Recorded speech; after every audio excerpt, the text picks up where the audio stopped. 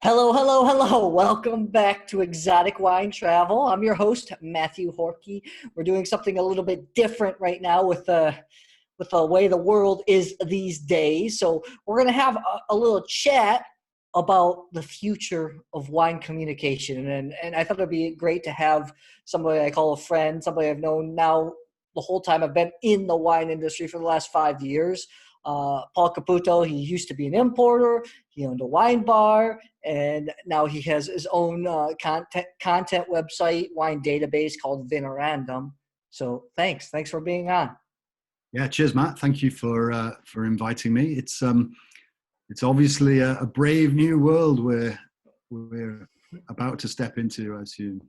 Yeah, it's already funny. I think we're just going to kind of dive right into it. If you have questions, put it in the description box, the comment section. We'll answer them. We already seen that wine media communication is changing. Look at all the online wine tastings and stuff like that. What is the actual future? We're both doing content media. What actually is the future? What's going to work moving forward?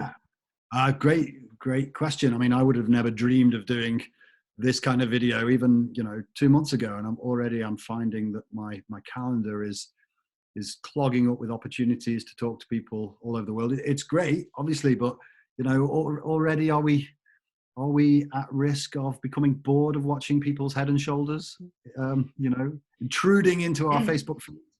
Actually, if you know, I think just maybe in wine, we haven't all got it right, because if you look still, some of the most successful channels on YouTube, they all started and maybe still are just face to the camera channels. Not every single one, but a lot of the really, really big YouTube channels are still just face to camera. So, right. Okay. I mean, for me as a writer, first and foremost, I would say now these days, it's a strange medium for me, and I'm having to ask myself, what am I trying to do? What am I really trying to achieve with it all? Because it's well, you just did one. You just did one. So tell me what were the challenges? How did you feel actually doing it? You just did a call with the Consorzio Suave, right? Yeah, I mean, it was loads of lessons from that, really, about what life might be like for us. First of all, I'm used to sitting down and writing and giving my opinion. So in hosting one, I found myself, as a moderator, I've got to sit back, I've got to shut up really and let other people speak. And sometimes I'm sitting there thinking, no, that was a cool point, I should have said that, that was my moment, that was I knew the answer to that. I just asked out to keep the show running. So there's it's different from an authority perspective. I think for we're talking about the new tastings and stuff, I thought from when I saw you doing it, I could tell you were kind of uncomfortable during it. And I've seen it with a lot of people that are doing the online tastings, and it's a lot. People don't realize it's a lot. You got to moderate comments. You got to ask questions. You got to keep people engaged. You have the whole tech stuff. It's really difficult. Yeah. I mean, it is difficult. And obviously, the show is only as good as your ability to control, all the dials, and deal with people's crappy microphones and crappy internet connection. And it's, it can be seriously off-putting, and you can find yourself sitting there broadcasting to the world, claiming to be an expert or or someone with good opinions on something, and you just look like a prat. So it's, no, it's true. I mean, I'm on a lot to support people, and there's some good points being across. I haven't found many people that have really, really gotten it 100% right. Yeah. Unfortunately. I mean, the audience is interesting as well for these kind of things, because you can never really tell who's super interested in the content you're putting out versus who's interested in just seeing what you like. My various social media channels are full of people that I don't really know that well. Many have never met me. could be a little bit of curiosity just to see who I am and what I'm like. You always have a different impression of someone from their digital work than when you actually meet them. So I think you must find that wrong.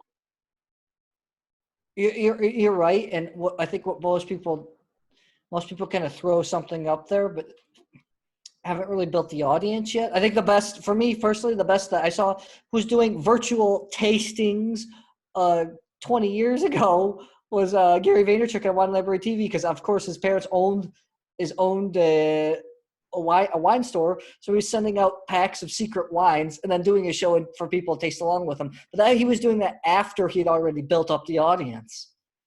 Yeah, I mean, and that's a crucial point, because so many of these concepts only really work when you've got a big audience.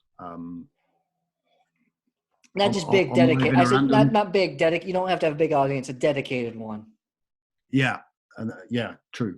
I think my audience on my Vinorandum page isn't particularly big, but the engagement's average as a result. But my personal page, my personal Facebook page, is a little bit busier, and the engagement as a result is much better. So that again is something you've really got to take into account when you're trying to measure your performance or measure whether or not something was a success, because at the end of the day, you're still at the mercy of some of these algorithms. So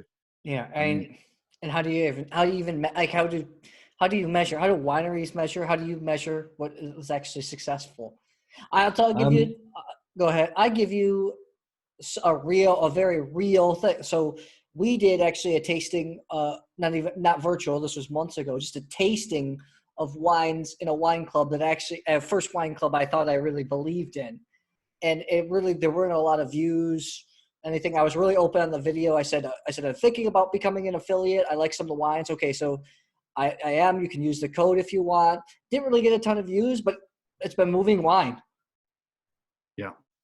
So it's really, yeah. I mean, so how do you measure? How could I've known? I actually felt bad sharing that with the club, but then in the end, it actually turned out into a result. So you're an influencer. I guess so. I don't think nobody wants to look at this mug. I don't think I can be an influencer. Plus, our social media numbers aren't high enough, I would think. Yeah, I remember I asked somebody how they thought my one of my videos went, and they said, "Yes, very, wonderful, face for radio." That's what. I was like, right, yeah. Thank you very much. Was the feedback? That's the thing. Like, how do you know if it was a success or not? I think you have a feeling, don't you? You know yourself whether you feel like you've sounded like an idiot, or whether the audio quality is good or bad. You can see, especially when you do it on Facebook, you can see how many people are watching. But at the same time, I think it's important to try and step away from thinking too much about those metrics, because otherwise you just end up, you don't really get into the work, and you just produce rubbish, basically, because you're too busy concerned about the numbers and the metrics, and your brain drifts away from creating decent work. I always like the honestly, I always like, it's really hard. I like the advice of you don't create, you document. Yeah, you simply document. That's one of Gary Vaynerchuk's. Yes, you just document what's happening. But it's hard. It's hard when people want to see metrics. But you have to be so self-aware, because you've not only have you got to be arrogant enough to think that what you're doing and what you're documenting is worth everybody else's time. You've also got to actually be right about it. And this is one of my big issues with a lot of influencers. Yes, the pictures are nice, right? Sometimes, but do we really want an endless feed of what someone's doing? I mean, we could say that about this conversation, right?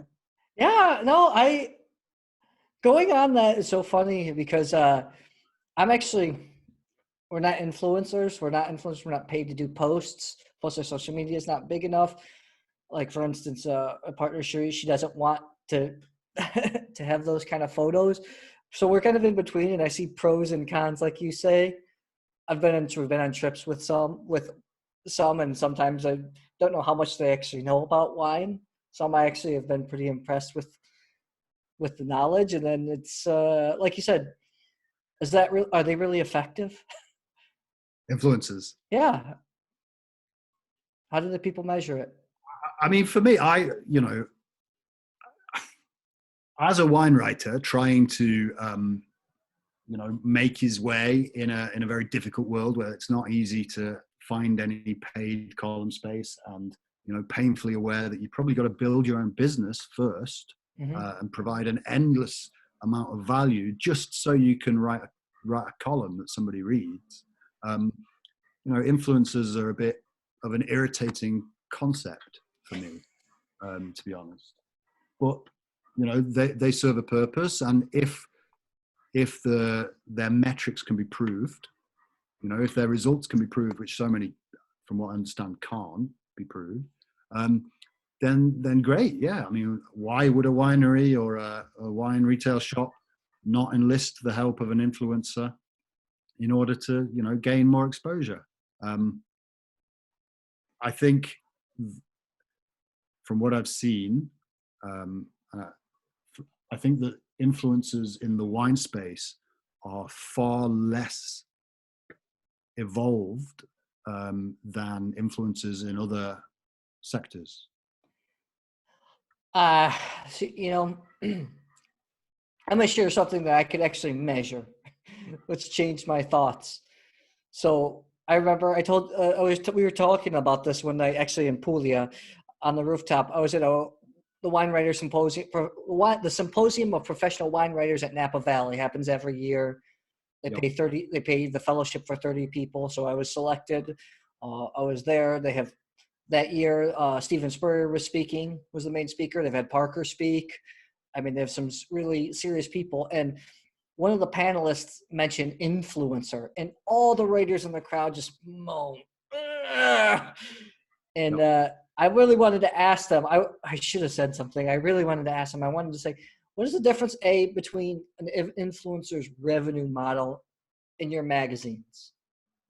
That's the question I wanted to pose. So I wasn't really opposed to it, but last year was a flip side, something that changed my opinion completely. I'd like to get your thoughts on this.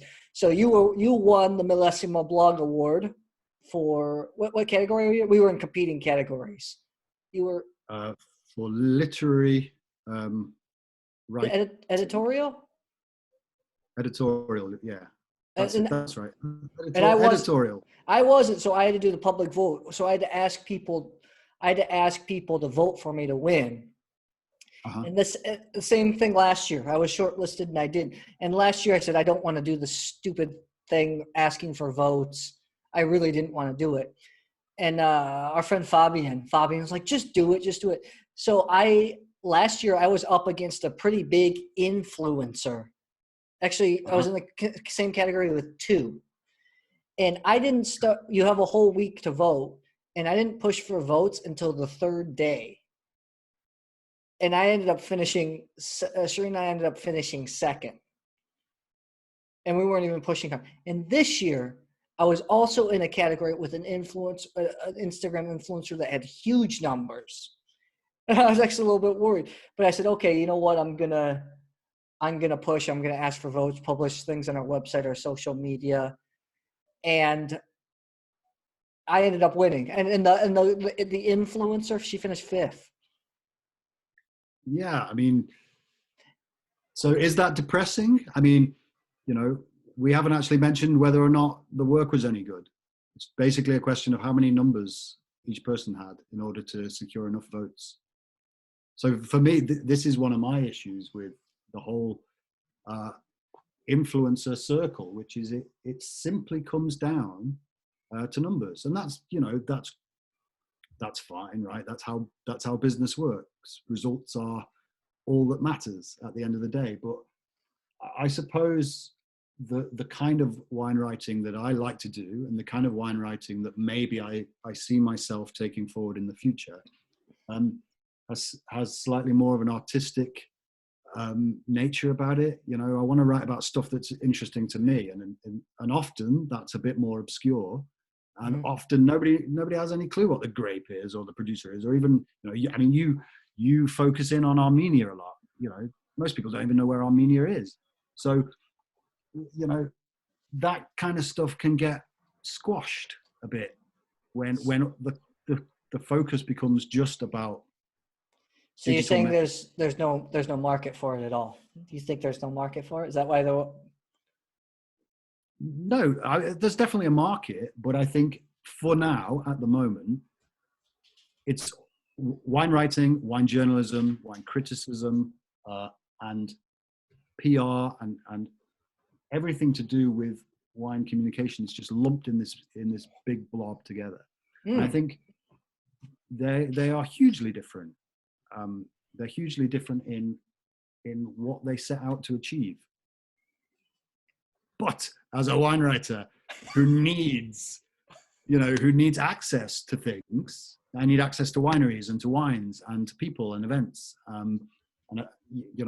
I have to essentially compete with, you know, somebody who probably isn't really that interested in the grape or the wine, but they do have 200,000 Instagram followers, and they, you know, in basic numbers, they, just by posting a picture of them gurning with a glass, you know, that pretty much, in terms of digital success of their work, that puts what I do to shame over the course of, and it's maybe taken me a week to do what I've done. That's the whole case. And then it's the argument. Seriously, just thinking about that, it's the argument of if you want to write and be 100% independent, then why do you need like access to be on those press trips and everything? Not you, for example, but this is a bigger picture. This is the bigger thing for everybody. Yeah, I mean, and I think this is what anybody looking to get into wine writing, or even, you know, even now established wine writers already, they are grappling with this question about where do they sit exactly in this new media landscape. I think there was a fabulous conversation going on Twitter a few weeks ago. I can't remember who it was between, but somebody posed the question, who do you seek to serve in your work? You know, ask yourself, at the core of everything, who is it you're trying to serve? Do you serve the consumer, or do you serve the producer? You know, already great question, but somebody else chimed in with, well, I seek to serve myself, actually. But you know, whether or not you are, he was actually right. Actually, he was right in the midst of everything. That guy was right. I mean, he got a load of Twitter abuse, as you would expect. Of course. You know, but I think, you know, are you there as a support for the producer or as a support for the consumer? And I think some of the people who've probably had the most successful careers as wine writers, certainly, you know, in the last decade or so, have served the consumer. You know, you can look at Robert Parker, and you can look at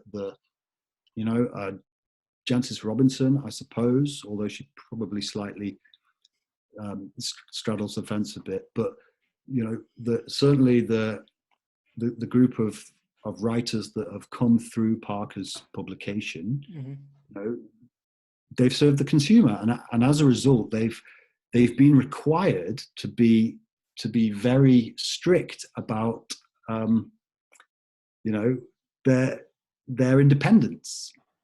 You can't just accept press strips, lovely though they are.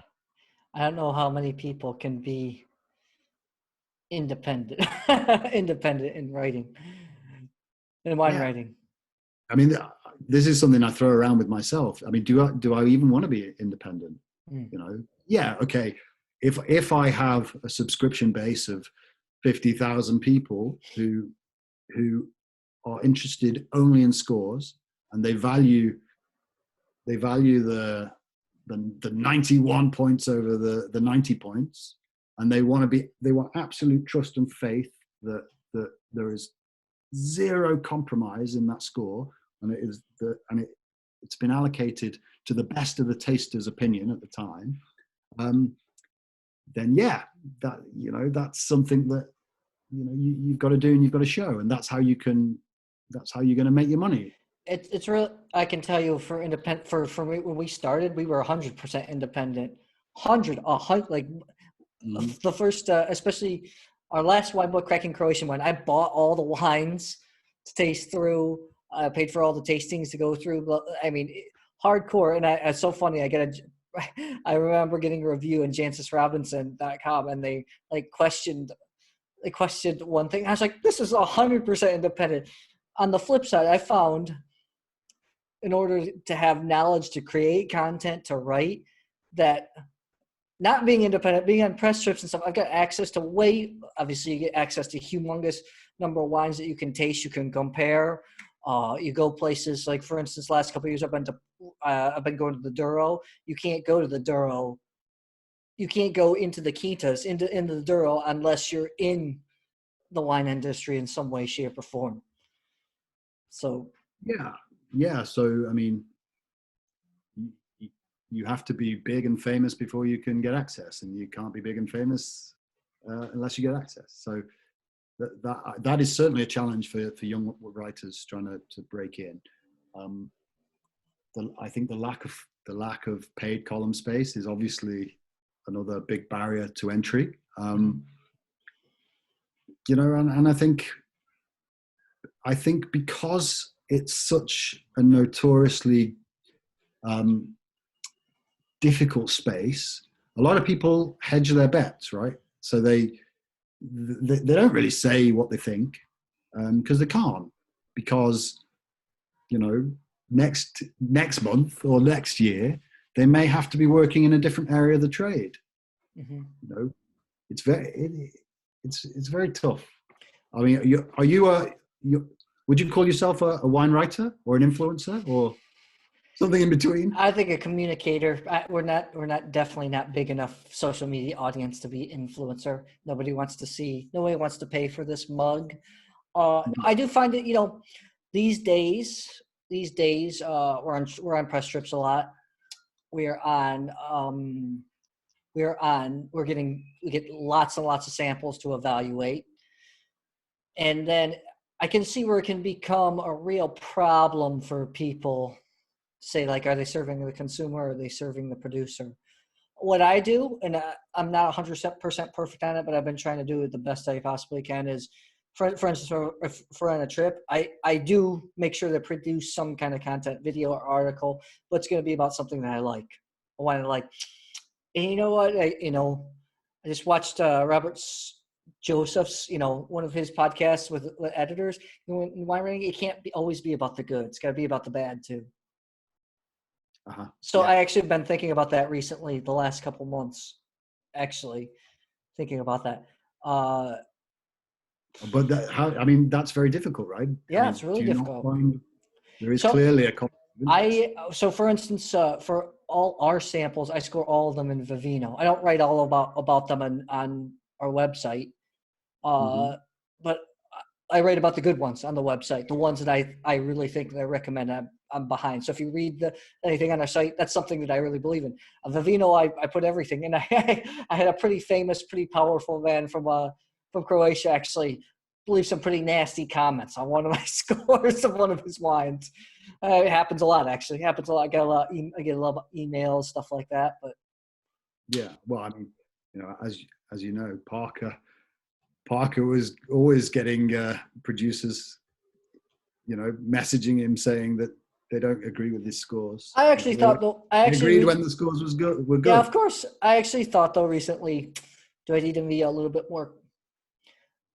Should I also write about things that are not, be a little bit more critical, so to speak? But maybe not. Maybe that's not the way. But there are things that people obviously have to think about. I think I get more upset, obviously, when I'm on press trips and you hear kind of the old guard complain about the new guard or influencers.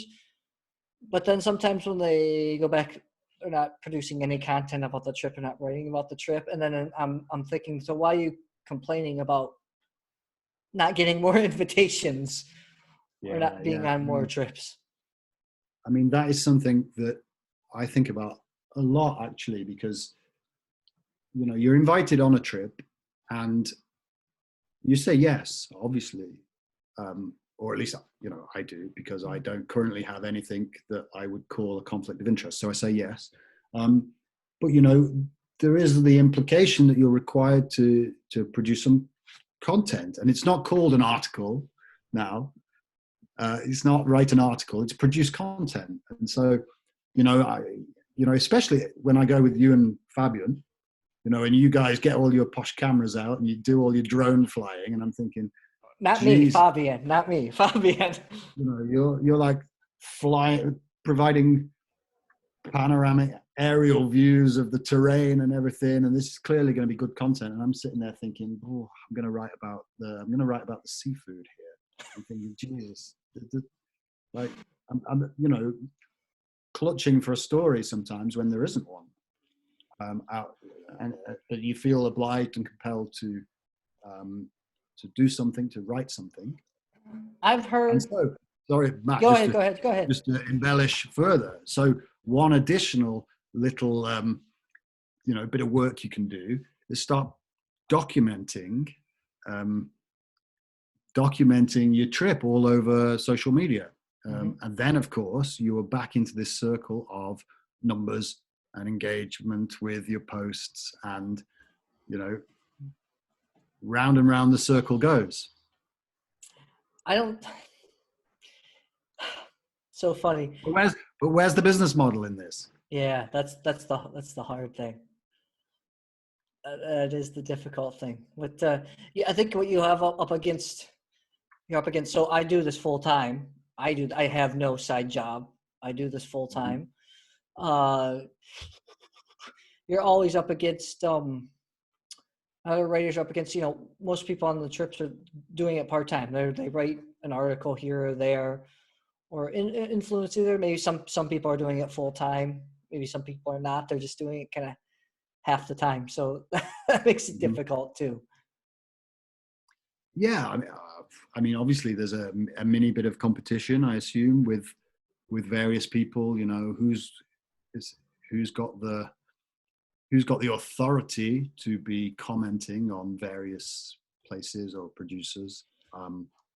That's. I have to catch myself. I feel pretty indignant sometimes, and then I have to catch myself, because I haven't really been doing this for a whole lot of time. I'm really thankful for everything that's happened. I mean, really, I am really super thankful.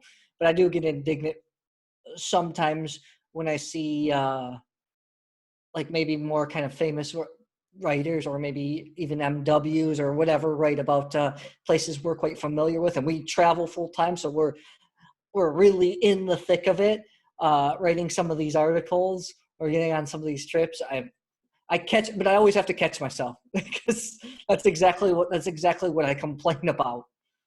Yeah, but well, it's hard not to be engulfed by that. Yeah, but I'm sure, you know, it will happen to you on the other side, right? As you say. Oh, I know. There's always someone who knows more about something than you. Yeah, of course. There's always someone who's prepared to tell you so. That's why I catch myself. We write about areas that we like of interest. Right now, I'm writing about Chateauneuf du Pape, and I can't recall. I've tasted a lot of Chateauneuf du Pape. Last year I was there, tasted hundreds of 16s, 15s. Thanks to our friend Michelle Blanc, who invited me over there. This year I'm writing about the new vintages, but I don't have a Rolodex of 30 years of vintages, like producer by producer. So that's why I have to catch myself too, and not be indignant about about feeling sour. Yeah, but I understand what you're saying. I mean, recently I was on the end of a little bit of stick, really, because, you know, certainly the last year or so, last 2 years, now that I'm completely free of business ties, you know, to to where I live, you know, it can feel like I've just popped up out of nowhere, and you know, who's this guy and what authority has he got to be pronouncing on this and that? But actually, you know, that's true. But also, I've been doing this for 10 years.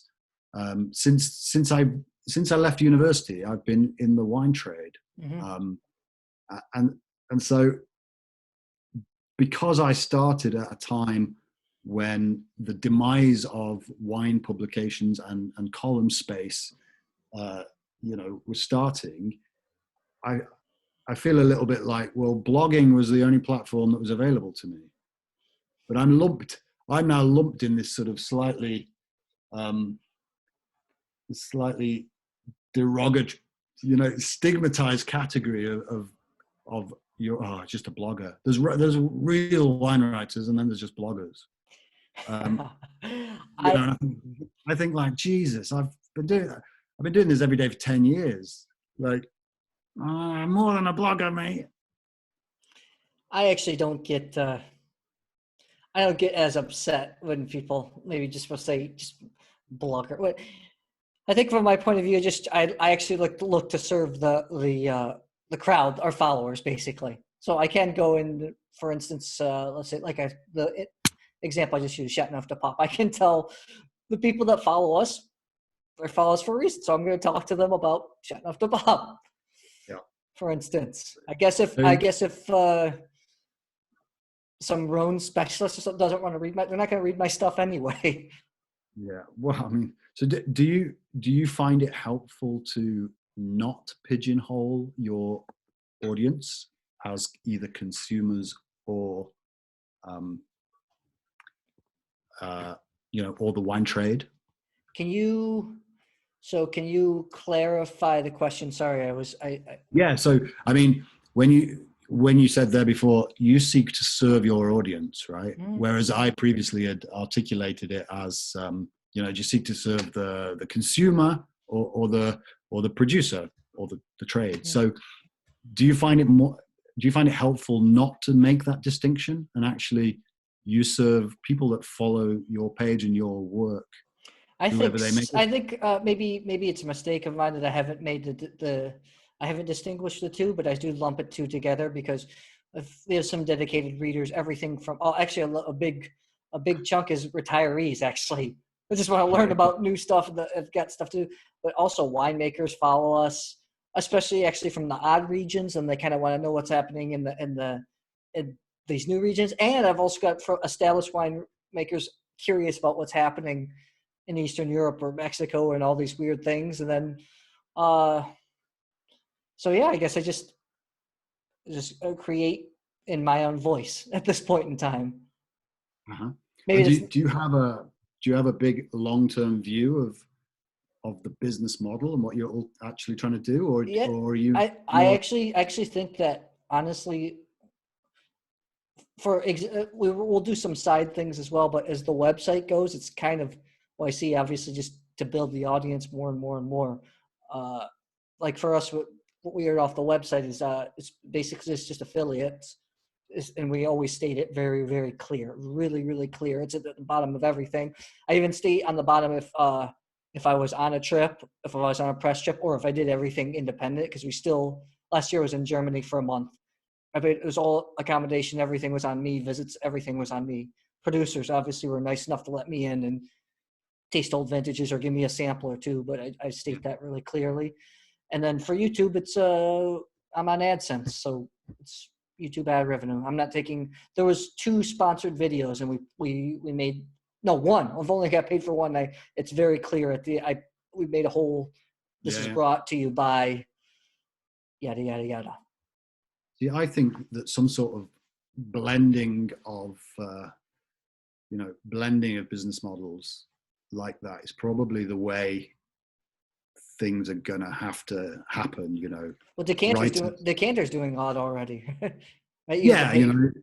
It's sponsored content is obviously not new. Publications, media companies have been doing that for a few years now. But I think at the individual level, because there's still most people operating like this are still freelancers. You know, they're an individual person first before they're a business and a brand, right? So I think, and I think it's difficult for people to have such a long-term view of what they're trying to achieve when everything is so unstable. Mm-hmm. Yeah, you know, and that was before this lockdown, and the fact that, you know, a lot of wineries and a lot of wine stuff's gonna not make it through this phase, sadly. I actually get people all the time asking, you know, like what the heck we're doing and stuff like that. And I think you're right. You have to have long-term focus. I looked at it as, I guess it's the same thing when I was practicing chiropractor, and I eventually had a very successful practice. But first of all, I went to school for undergrad for 4 years and then graduate school for another 4. So in America, it's a doctorate. So you're in school for 8 years. And I kind of spent a couple of years learning, went through the ropes where it was just crap. I looked at the same thing when we started EWT. The first couple of years I was paying for everything by myself. It was almost like school. Now I'm still continuously learning, and biting the bullet a little bit for longer term reward. Yeah. And I think as a result, you're probably painfully aware of the importance of networks, Mm-hmm. you know, in that scenario. And I think coming back to independence, it's very difficult, It's you know, to build a network and yet, you know, to build a network and not be clear in the short term how you're going to achieve the long term.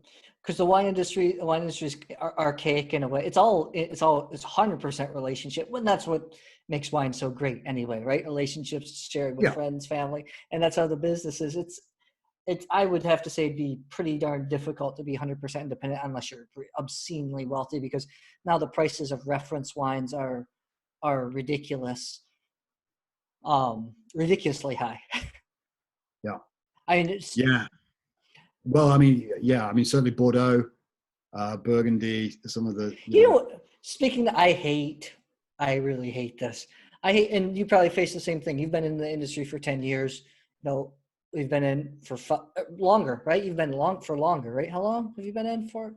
I suppose it's 12 now. So 2008, Okay, I launched into a financial crisis, and so we've been in it full time for 5 years.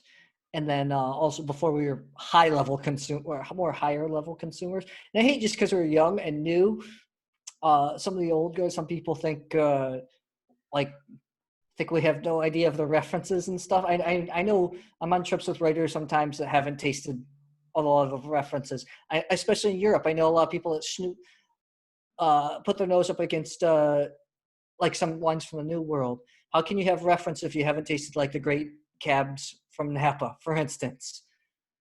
Yeah, it's I actually got really annoyed by one writer one time, and I was like, "So how many DRCs have you had in your life?" 0. So I was like, "Okay, just be quiet. don't talk to me like I'm a 5-year-old."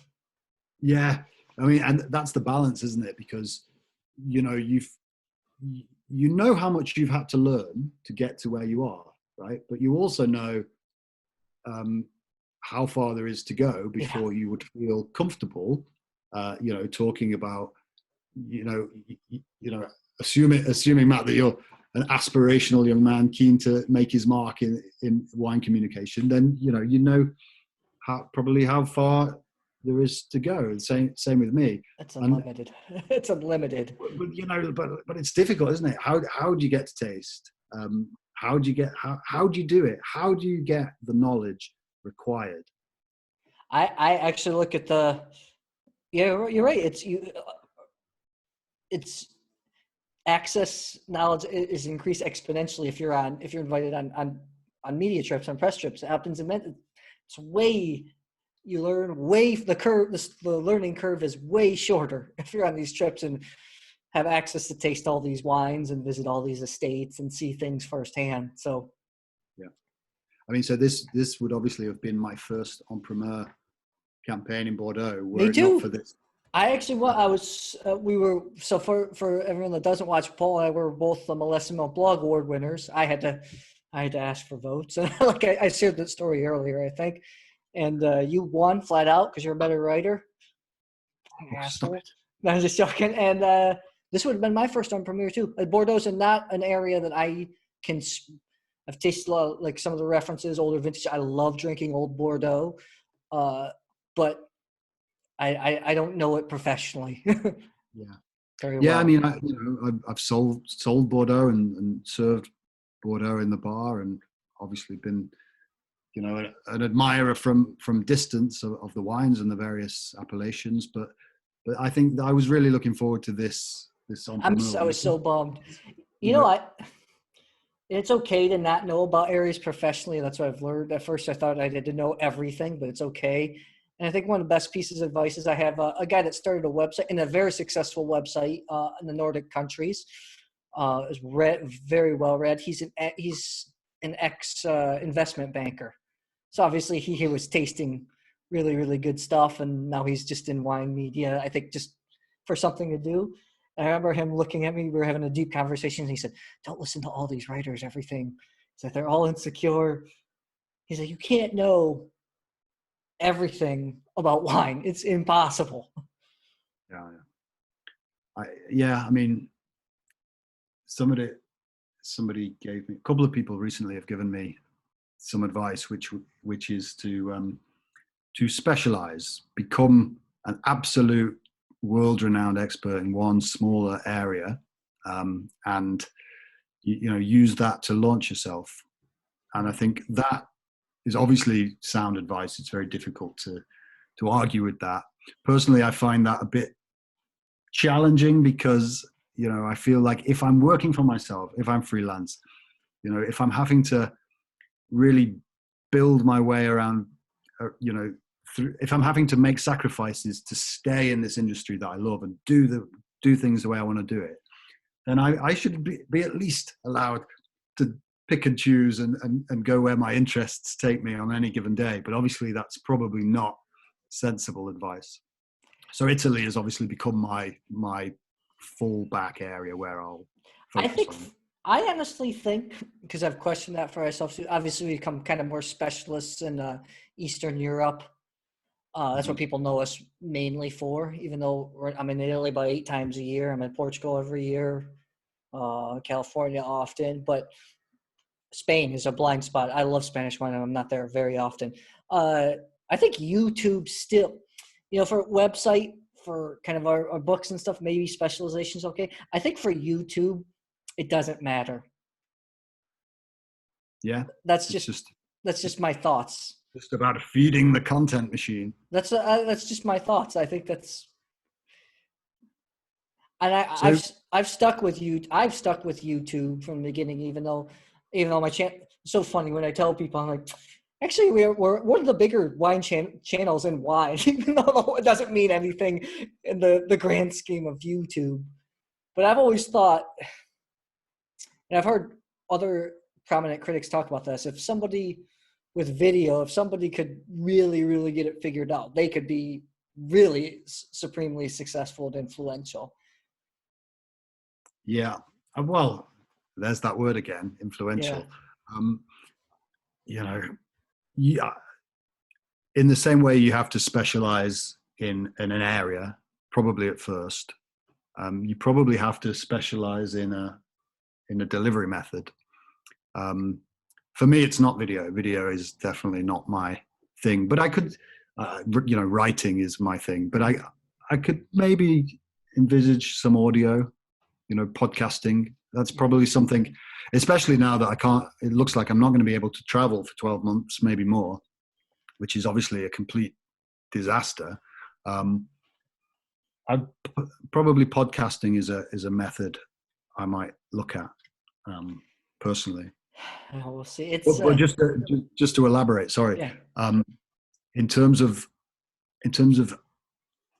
how do you do this now in the future? How do you get in? How do you break in? How do you, if there is anything to break into, what do you do? I mean, I think I've taken the view that you have to add some value, and some people are amazing writers, whatever they write will, go viral, and, that's great. Lucky them. Some people, as you know, can achieve that with video. Some people can achieve that with audio. But I think for me, I'm trying to add some value through my Vinorandum platform, which is obviously a very detailed database of appellations and grapes, and the relationship between them and the producers and the wines. A long way to go, obviously, but I do feel that apart from contributing to my own knowledge and education, because it provides some sort of structure for me, I think can be useful to someone else. Growing up and studying wine, there was never any way you could just type in, Garganiga and find out what you want to find out and see everyone who's making it. Yeah. That's my little plan. Well, I don't think anybody's got it 100% figured out. That's the biggest thing, right? Yeah, and that's why that's why this conversation is so interesting and can take you to so many different places, because I think it's clear nobody's really got the answer. Even if they had it, it's probably no longer relevant because the technologies are shifting so quickly now. I think I've learned more and seen more in the last 18 months than I saw in the 10 years previous to that. What do you mean learn? What do you mean learn and see more? Well, just learning and witnessing the way people are utilizing different technologies, different approaches, both to content as a product, as a marketable product, and content as expression. I mean, certainly some of the wine writing I love most is probably more on the memoir and the artistic the artistic side of things, rather than being. I liked your opinion the other day. You said, I'm just going to go so niche and hardcore that my audience will get to zero. I think I did that with Macedonia. When me and Ivana wrote a book on Macedonia, it was about 10 wines. Couldn't get any more pointless a commercial project than that. I often wonder, because I'm subscribed to four of the four biggest American publications: Wine Spectator, Wine Advocate, Venice, Suckling. I have subscriptions to all four of those, and I really enjoy reading Venice and Wine Advocate probably the most, because they're really hardcore, geeky, specialized. Yep. But they're not my style for our website, for our videos, and we're kind of in between, like geeky but trying to make wine accessible. And then I'm just thinking, it needs to maybe, is that the way, and just keep going that way, or going more hardcore one way or the other? I think you've got to ask yourself what where your passions lie, and if you had to trim your audience down to like 3 people of your big digital audience, if you had to just pick 3 people who would be your audience, who would they be? Because I think, and then ask yourself that very difficult question of, would those 3 people pay for that content? Mm-hmm. It's a good question. Very difficult. It's very difficult, but it's tremendous fun. Yeah, that's it. I would say. Oh, okay, I think that's maybe we'll do another talk. I think it's a good place to kind of leave off, and then we can do some spin-offs if people really like this. If you like it, put some comments down there. We'll be answering all of them too. So, and anything else that you want? I think that's a good place to. Yeah, no, absolutely. I mean, I could. The reality is, I don't know the answer to most of these questions, and so I could talk all day on it. So. Oh, okay. Well, maybe we'll do another call like this too, or maybe get into a different subject altogether. So, thanks for being on. I'll put when this does actually go to YouTube too, I'll put your website, Vinorandum, in the description box, everything like that too, so people can check it out. That's very important for traffic and metrics. So yes. So guys, if you like it, thanks for being on. And if you like the video, if you're watching on YouTube, please subscribe to our YouTube channel, Exotic Wine Travel. If not, follow us on Facebook, Exotic Wine Travel, and we will see you later.